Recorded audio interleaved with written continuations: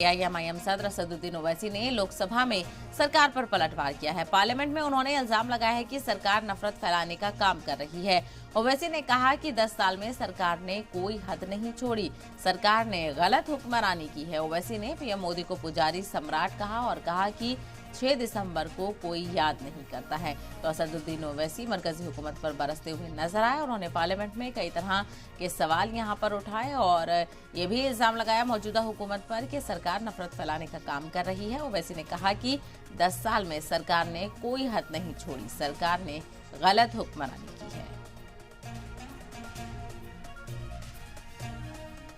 मैं बड़ी जिम्मेदारी के साथ कह रहा हूं कि मैं अपने बचपने में जब हिस्ट्री पढ़ता था तो मैंने एक स्टैचू की फोटो देखी थी, प्रीस्ट किंग ऑफ मोहनजोदारो। ऐसा लगता है कि वैसा ही लग रहा है कि प्रधानमंत्री नहीं है बल्कि पुजारी सम्राट बन चुके हैं वो।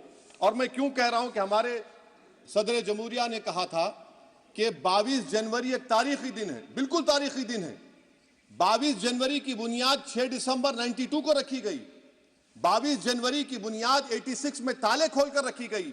22 जनवरी की बुनियाद जीबी पंत ने रखी थी। इसीलिए तारीखी दिन है।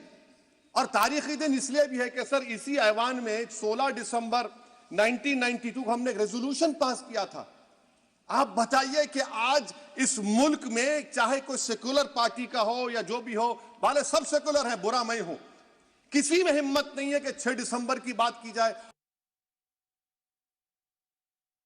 भारत के प्रधानमंत्री और उनकी सरकार भारत के मुसलमानों से उनकी शनाख्त को छीनना चाहते हैं।